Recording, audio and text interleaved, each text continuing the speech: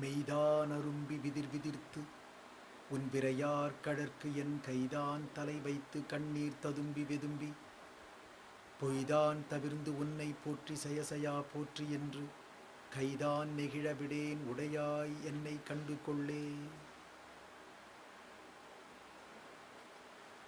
மனசு தொலைக்காட்சி நேயர்கள் அனைவருக்கும், ஆன்மீக மெய் அன்பர்களுக்கும் முதற்கண் என் பணிவான வணக்கத்தை தெரிவித்துக் கொள்கின்றேன்.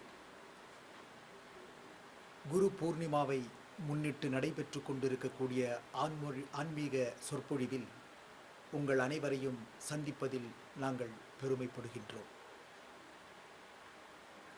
பாரத கலாச்சாரத்தில் வழங்கப்பட்டிருக்கக்கூடிய விஷயங்களில் மிக முக்கியமான ஒன்று எது என்று என் மனதிற்கு படுகிறது என்றால் அது குரு வழிபாடு அல்லது குருவருள். திருவருள் கூட குரு அருள் இல்லாமல் பெற முடியாது என்பது ஆண்டோர்களுடைய அருள்வாக்கு.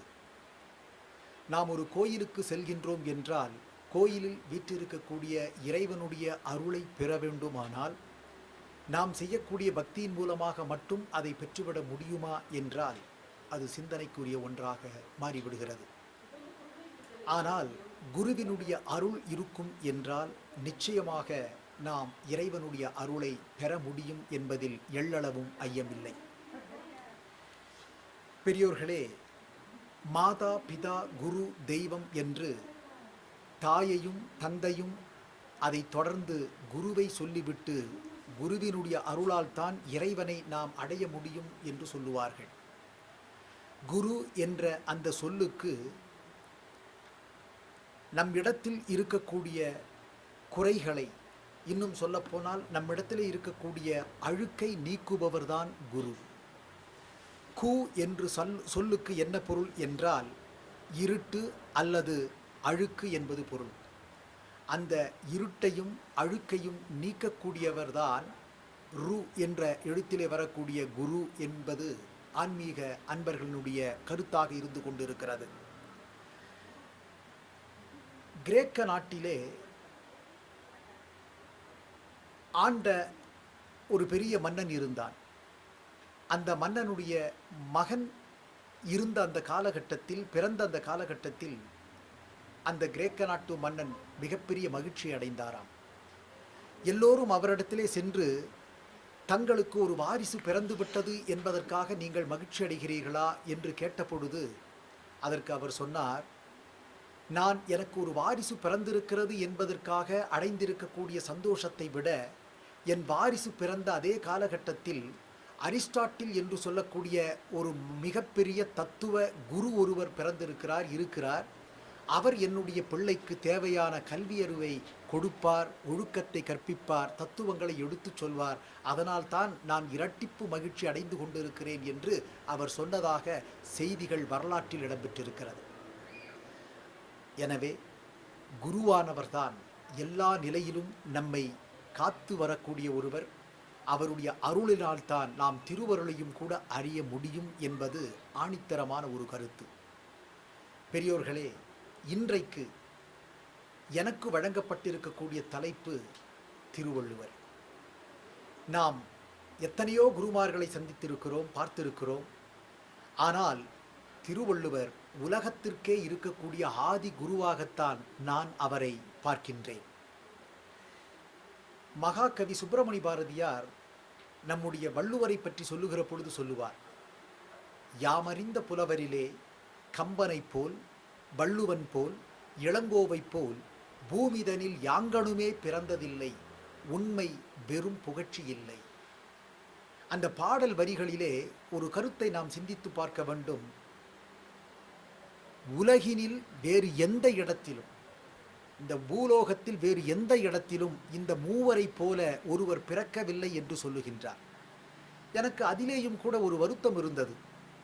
2000 ஆண்டுகளுக்கு முன்பு தோன்றியவர், அதாவது கிபி 31ஆம் நூற்றாண்டிலே தோன்றியவர் யார் என்றால் திருவள்ளுவர். திருவள்ளுவருக்கு முதலிடம் கொடுக்காமல் கம்பரையும் அதற்கு அடுத்த நிலையிலே நம்முடைய வள்ளுவ பெருந்தகையும் வைத்திருக்கிறார்களே என்ற ஒரு சிந்தனை என்னுடைய மனதிலே தோன்றியது. ஏனென்றால் கம்பரும் இளங்கோவடிகளும் பிற்காலத்திலே வந்தவர்கள்.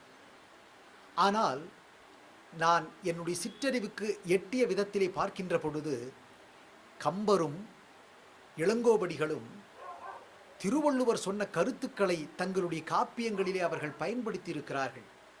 அதனால்தானோ நடுநாயகமாக திருவள்ளுவர் திகழ வேண்டும் என்பதற்காகத்தான் அந்த இடத்தில் இளங்கோவடிகள் அடுத்தது கம்பர் இந்த 2 பேருக்கும் மத்தியிலே திருவள்ளுவரை வைத்திருக்கிறார் போலும் என்ற சிந்தனை என்னுடைய மனதிலே தோன்றியது. அது மட்டுமல்ல நண்பர்களே, வள்ளுவனை பெற்றதால் பெற்றதே புகழ் வையகமே என்று பாரதிதாசன் சொல்லுகின்றார். இந்த உலகமே வள்ளுவனை பெற்றதனால்தான் புகழை அடைந்திருக்கிறது. உண்மையிலே சொல்லப்போனால் தமிழர்களுக்கு மிகப்பெரிய ஒரு மகிழ்ச்சி. ஏனென்றால் தமிழ்நாட்டில் வள்ளுவர் பிறந்திருக்கிறார், அது நமக்கு பெருமை. ஆனால் பாரதிதாசன் சொல்லக்கூடிய கருத்து என்னவென்றால், வள்ளுவனை பெற்றதால் இந்த வையகம் புகழை பெற்றது என்று சொல்லுகிறார் என்றால், இந்த உலகத்திற்கே பெருமை சேர்த்த ஒரு பெரியவர்தான் திருவள்ளுவர் என்பதிலே நாம் பெரும் மகிழ்ச்சியை அடைய வேண்டும். இந்த சமயத்திலே நம்முடைய வள்ளுவ பெருந்தகை கொடுத்திருக்கக்கூடிய திருக்குறள் உங்களுக்கெல்லாம் தெரிந்த ஒரு புத்தகம்தான்.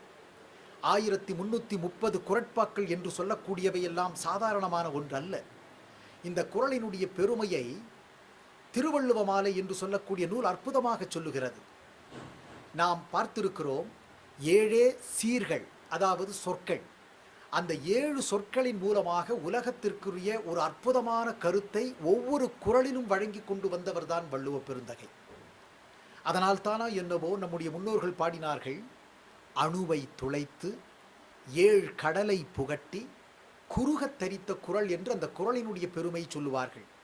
அதாவது ஒரு சிறிய துகள், அந்த துகளுக்குள் ஒரு ஓட்டையை இட்டு அதற்குள் மிகப்பெரிய சமுத்திரங்களாக விளங்கக்கூடிய 7 கடல் அதை உள்ளே போட்டிருந்தால் அந்த கடல் எவ்வளவு அழுத்தமாக இருக்குமோ அதுபோன்று ஒவ்வொரு சொல்லுக்கும் அத்தனை பொருள்கள் உண்டு என்று நம்முடைய முன்னோர்கள் சொல்லியிருக்கிறார்கள். அப்படிப்பட்ட அந்த திருக்குறளுடைய பெருமை நமக்கு கிடைத்திருக்கக்கூடிய ஒப்பற்ற ஒரு இலக்கியம் என்பதிலே நாம் அனைவரும் பெருமைப்பட வேண்டிய ஒரு விஷயமாக இருந்து கொண்டிருக்கிறது. அதனால் மட்டுமல்ல, இதில் சொல்லப்படாத விஷயங்கள் என்பது எதுவுமே இல்லை. எல்லா விஷயங்களும் எதிலே உண்டு என்றால் திருக்குறளில் உண்டு. அதனால்தான் நம்முடைய பெரியோர்கள் சொன்னார்கள், எல்லாம் இதன்பால் உள, இதன்பால் இல்லாதன யாண்டும் இல. எல்லாமே திருக்குறளில் உண்டு. நாம் சொல்லுவோம், உலக அளவில் சொல்லக்கூடிய வேதங்கள் என்று சொல்லக்கூடியவற்றில் தான் எல்லா விஷயங்களும் இருக்கும் என்று சொல்லுகிறார்கள். ஆனால் வள்ளுவருடைய அந்த திருக்குறளை எடுத்து பார்த்தோமேயானால் அதில் சொல்லப்படாத விஷயங்கள் என்பது எதுவுமே இல்லை, எல்லாம் அந்த நூலினிடத்திலே இருக்கிறது என்று நம்முடைய முன்னோர்கள் சொல்லுகிறார்கள். எனவே அப்படிப்பட்ட அற்புதமான அந்த நூலை கொடுத்த வள்ளுவர்தான் தமிழுக்கு கதியாவார் இருவர் என்று 2 பேரை சொல்லுகிற பொழுது அந்த கா என்ற எழுத்து கம்பரையும் தீ என்ற எழுத்து திருவள்ளுவரையும் குறிப்பதாக நம்முடைய முன்னோர்கள் சொல்லுவார்கள். பெரியோர்களே, பகவத்கீதை இந்துக்களினுடைய அடையாளம். அதே போன்று குர்ஆன் இஸ்லாம்களுடைய அடையாளம். அதே போன்று கிறிஸ்தவர்களுடைய அடையாளமாக பைபிள் இருந்து கொண்டிருக்கிறது. ஆனால் இந்த உலக மக்கள், உலக மாந்தர்கள் அனைவருக்குமான ஒரு அடையாளமாக இருப்பது எதுவென்றால் அது திருக்குறள் என்று சொல்லக்கூடிய அற்புதமான அந்த நூல் என்பதிலே எந்த விதமான ஐயப்பாடும் யாருக்கும் இருக்க வாய்ப்பு இல்லை. அதனால்தான் வள்ளுவர் கொடுத்த அந்த திருக்குறளானது உலக பொதுமறையாக இன்றைக்கு விளங்கி கொண்டிருக்கிறது என்பதை நாம் சிந்தித்து பார்க்க வேண்டும். பெரியோர்களே, வள்ளுவர் சொல்லாத கருத்துக்களே இல்லை என்ற இந்த நிலையிலே நாம் இத்தனை குறட்பாக்களை பெற்றிருந்தும் கூட இந்த சமுதாயம் ஒரு குறிப்பிட்ட முன்னேற்றத்தை அல்லது தனி மனித ஒழுக்கத்திலே மேம்பாடு அடைந்திருக்கிறதா என்ற ஒரு கேள்வி நம்முடைய மனதிலே எழுகிறது.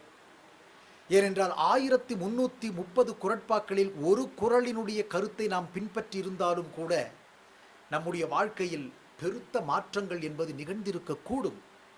ஆனால் வள்ளுவ பெருந்தகை காட்டியிருக்கக்கூடிய அத்தனை குறள்களிலும் இருக்கக்கூடிய கருத்துக்களை நாம் அறிந்திருக்கிறோமோ அல்லது படித்திருக்கிறோமோ அல்லது கேட்டிருக்கிறோமோ, ஆனால் வாழ்க்கையிலே பின்பற்றி இருக்கிறோமா என்றால் அது சிந்தனைக்குரிய ஒன்றாகத்தான் இருந்து கொண்டிருக்கிறது என்பது என்னுடைய பணிவான ஒரு கருத்தாக இருக்கிறது. பெரியோர்களே, திருக்குறளில் எல்லா கருத்துக்களும் உண்டு. நாம் சொல்லுவோம், இன்றைக்கு யாராவது ஒருவர் ஏதாவது ஒன்றை குறித்து பேசினால் யார் பேசுகிறார்கள் என்பதை நாம் பார்க்கின்றோமே ஒழிய அவர்கள் என்ன பேசுகிறார்கள் என்பதிலே நாம் அக்கறை கொள்கின்றோமா என்றால் நிச்சயமாக இல்லை. ஆனால் வள்ளுவ பெருந்தகை அழகான ஒரு கருத்தை சொல்லுகின்றார்.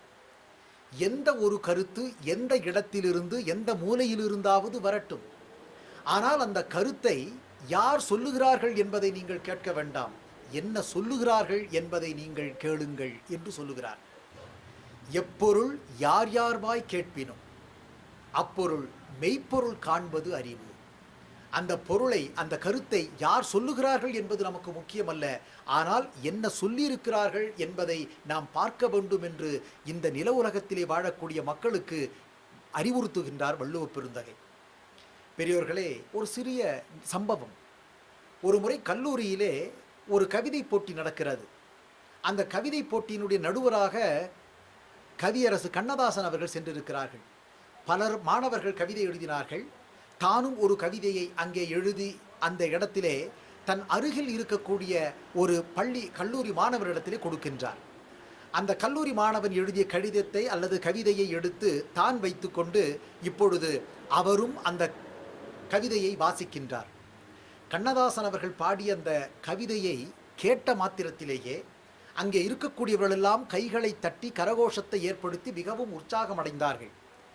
ஆனால் அடுத்து அந்த மாணவன் படித்த அந்த கவிதைக்கு எந்த பையனும் அல்லது எந்த இளைஞனும் அந்த இடத்தில் கரங்களை தட்டவில்லை.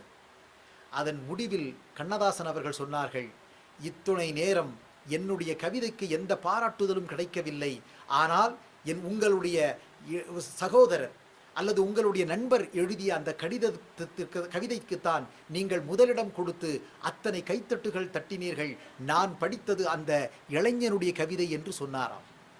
நாம் எல்லோரும் எதை பார்க்கின்றோம் என்றால் யார் சொல்லுகிறார்கள் யார் படிக்கிறார்கள் என்பதைத்தான் பார்க்கின்றோமே தவிர என்ன சொல்லுகிறார்கள் என்பதிலே நாம் அக்கறை கொள்வதில்லை.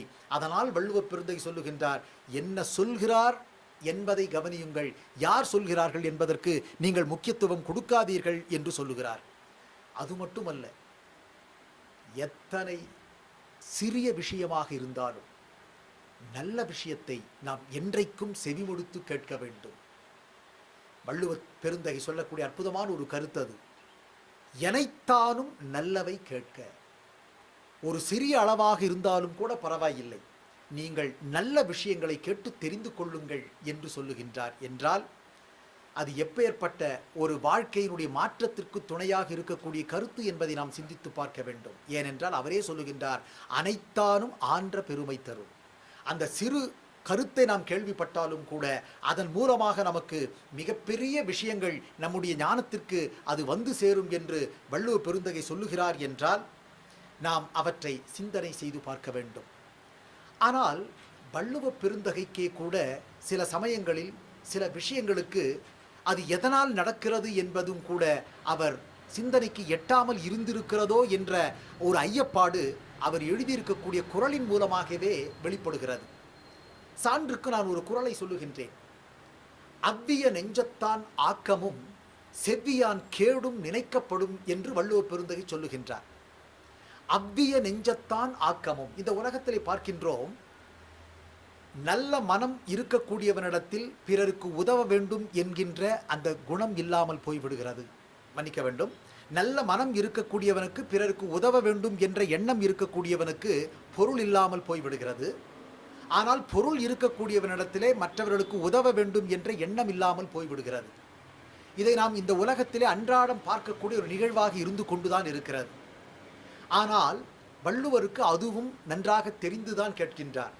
அவ்விய நெஞ்சத்தான் ஆக்கமும். மற்றவர்களுக்கு உதவி செய்ய வேண்டும் என்ற எண்ணம் இல்லாதவனிடத்திலே இருக்கக்கூடிய அந்த செல்வமும் அவ்விய நெஞ்சத்தான் ஆக்கமும் செவ்வியான் கேடும். அதாவது நல்ல பண்புடையவன், பிறருக்கு உதவ வேண்டும் என்று சொல்லக்கூடிய பண்பு உடையவனிடத்திலே இருக்கக்கூடிய துன்பமும் நாம் ஆராய்ந்து பார்க்க வேண்டும் என்று சொல்லுகிறார். என்றால் வள்ளுவர் இதை நம்மிடத்திலே விட்டுவிடுகிறாரா, அதற்கான விடையை அவர் தெரியாமல் விட்டுவிட்டாரா என்ற ஒரு கேள்வியும் கூட நமக்கு எழுகிறது. எனவே இது போன்ற பல குறட்பாக்களுக்கும் கூட வள்ளுவர் தன்னுடைய திருக்குறளிலே அதை கருத்தை தெரிவிக்காமல் நாம் வாசகருடைய வட்டத்திற்கே அதை விட்டுக்கொண்டு செல்வதை நாம் அந்த இடத்திலே பார்க்க முடிகிறது. பெரியோர்களே, எல்லா சமூகத்திலும், குறிப்பாக தமிழ் சமூகத்திலே இன்றைக்கு குறைந்து வந்து கொண்டிருக்கக்கூடிய ஒரு பண்பு இருக்கிறது என்றால் அது விருந்து உபச்சாரம் என்று சொல்லக்கூடிய அந்த பண்புதான். ஒரு காலத்திலே பார்த்தால் விருந்துக்கு பேர் போனவர்கள் தமிழர்கள் என்று சொன்னார்கள். ஆனால் இன்றைக்கு விருந்து உபச்சாரம் செய்யக்கூடிய அந்த தன்மையானது நாட்டில் மிகவும் குறைந்து விட்டது. ஆனால் அந்த விருந்தினர்களை பற்றி சொல்லுகிற பொழுது எவ்வளவு மென்மையானவர்கள் என்பதை மிக அற்புதமான ஒரு குறளின் மூலமாக சொல்லுகின்றார். எனக்கு தெரிந்த மட்டில் வள்ளுவர் சொல்லியிருக்கக்கூடிய ஒரு அற்புதமான ஒரு பூ அந்த குறட்பாவில் இடம்பெற்றுள்ளது. அந்த பூவானது இன்றைக்கு தமிழ்நாட்டில் இருக்கிறதோ இல்லையோ தெரியாது. ஆனால் வள்ளுவருடைய குறளின் மூலமாக இன்றைக்கும் அந்த பூவானது வாழ்ந்து கொண்டுதான் இருக்கிறது என்பது என்னுடைய பார்வை. வள்ளுவர் சொல்லுகின்றார், விருந்தாளிகள் என்பவர்கள் எப்படிப்பட்டவர்கள்? விருந்தாளிகள் என்று சொல்லக்கூடியவர்கள் மிக மிக மென்மையானவர்கள். அந்த மென்மைக்கு பேர் போன ஒரு பூ இருக்கிறது என்றால் அந்த அனிச்சம் என்று சொல்லக்கூடிய அந்த பூ என்று சொல்லுவார்கள். அந்த அனிச்ச மலரானது நாம் கையிலே எடுத்து முகர்ந்து பார்த்து விட்டால் அந்த பூவானது வாடிவிடும். ஆனால் அந்த பூவினுடைய மென்மை எத்தனை மடங்கு இருக்கிறதோ அதைவிட பன்மடங்கு மென்மையானவர்கள் யார் என்றால் விருந்தாளிகள். எனவே அந்த விருந்தாளிகளை நாம் வேறு பார்வையில் பார்த்தாலேயே அவர்களுடைய முகம் வாடிவிடும் என்று வள்ளுவ பெருந்தகை சொல்லுகிறார் என்றால், அப்படிப்பட்ட அந்த விருந்தாளிகளை நாம் எப்படி கவனிக்க வேண்டும், பார்க்க வேண்டும் என்கின்ற ஒரு எண்ணத்தை நம்முடைய மனதிலே விதைக்கக்கூடியவராக நம்முடைய திருவள்ளுவர் அவர்கள் விளங்குகிறார்கள். பெரியோர்களே, மோப்பக் குழையும் அனிச்சம், முகம் திரிந்து நோக்கக் குழையும் விருந்து. முகர்ந்து பார்த்தாலே வாடிவிடக்கூடிய தன்மை உடையதுதான் அந்த அனிச்சம் என்று சொல்லக்கூடிய மலர்.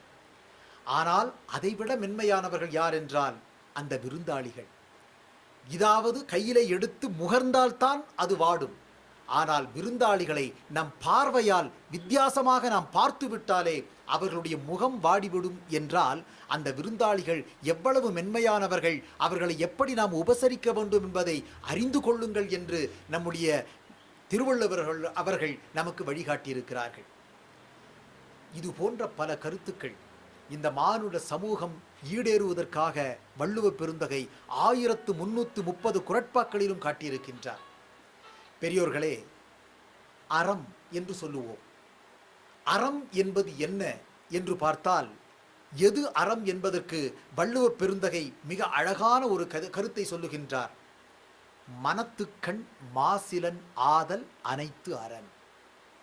நாம் எல்லாம் தர்மம் செய்வதுதான் அறம் என்று கருதி இருக்கின்றோம். பிறருக்கு உபகாரம் செய்வதுதான் அறம் என்று சொல்லியிருப்போம்.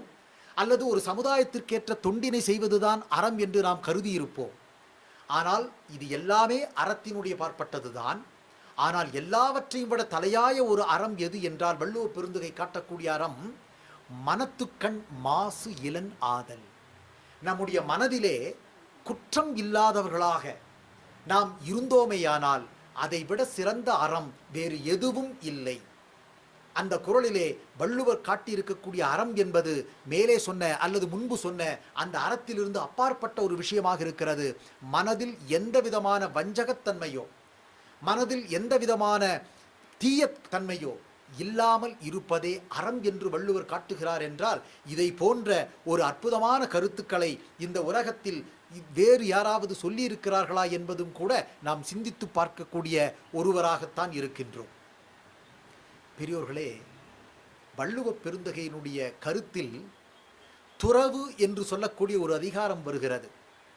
அந்த துறவு என்று சொல்லக்கூடிய அதிகாரத்திலே துறவு என்ற அந்த சொல்லுக்கான பொருளை மிக அற்புதமாக விளக்குவார்.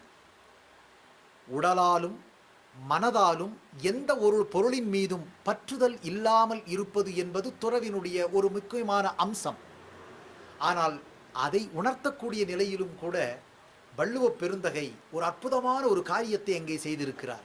ஏனென்றால் நாம் பற்று அல்லது ஒட்டுதல் என்று சொல்லக்கூடிய அந்த தன்மையானது எதை காட்டுகிறது என்றால், நாம் அந்த பொருளினிடத்திலே வைத்திருக்கக்கூடிய ஒரு பாசத்தை காட்டிவிடுகிறது. ஆனால் அந்த பாசம் நம்மிடமிருந்து முற்றிலும் விலகினால்தான் அந்த துறவு என்ற நிலையிற்கு சிறப்பு வருகிறது என்பதை உணர்த்துவதற்காகவே ஒரு குறள் எழுதுகிற பொழுது, இந்த அதிகாரத்திலே ஒரு குறளை வள்ளுவர் எழுதுகின்ற பொழுது உதடும் கூட ஒட்டாத வகையில் ஒரு குறட்பாவை வள்ளுவர் எழுதியிருக்கின்றார்.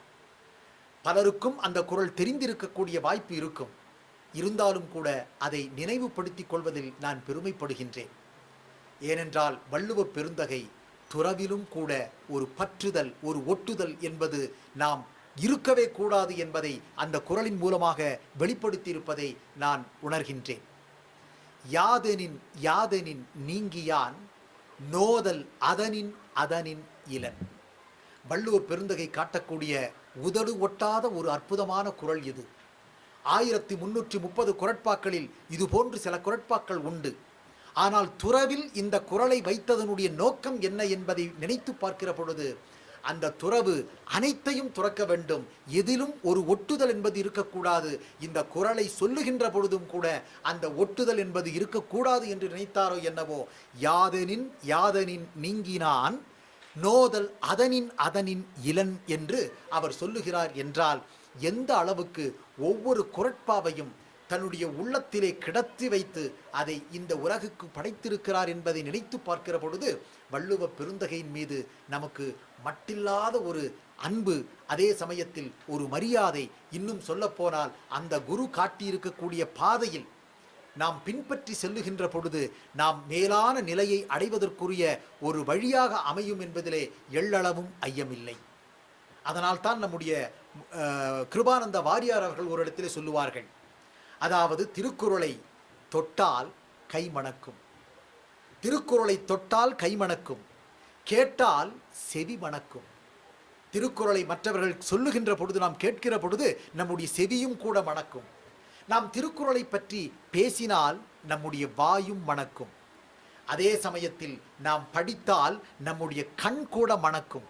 சொல்லப்போனால் நினைத்தாலே நம் நெஞ்சம் மணக்கும் என்று கிருபானந்த வாரியார் அவர்கள் ஒரு சொற்பொழிவிலே சொல்லியிருக்கிறார் என்றால், அப்பேற்பட்ட அந்த திருக்குறளை இந்த உலகுக்கு தந்திருக்கக்கூடிய அந்த திருவள்ளுவர் இந்த மனித குலம் ஈடேற வேண்டும் என்பதற்காக காட்டியிருக்கக்கூடிய பாதையை நாம் என்றென்றும் நினைத்து பார்க்க வேண்டும்.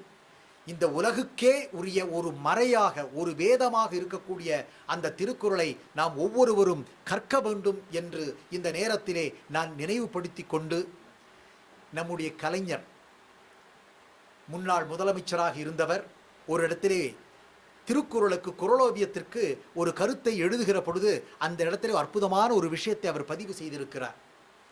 இமயமலை எவ்வளவு உயர்வானது என்பது நமக்கு தெரியும். அந்த இமயமலைக்கும் கூட நாம் ஆடையை போர்த்தி விடலாம். இமயமலைக்கும் கூட நாம் பொன்னாடையை போர்த்தி விடலாம். ஆனால் திருக்குறளுக்கு உரை எழுதுவது, திருக்குறளுக்கு உரை எழுதுவது என்பது சாதாரண காரியம் அல்ல. 2000 ஆண்டுகளுக்கு முன்பு தோன்றிய அந்த நூலுக்கு 10 பேர், அந்த காலத்தில் பதின்மர் என்று தமிழிலே சொல்லுவோம், அந்த 10 பேர் உரை எழுதியிருக்கிறார்கள்.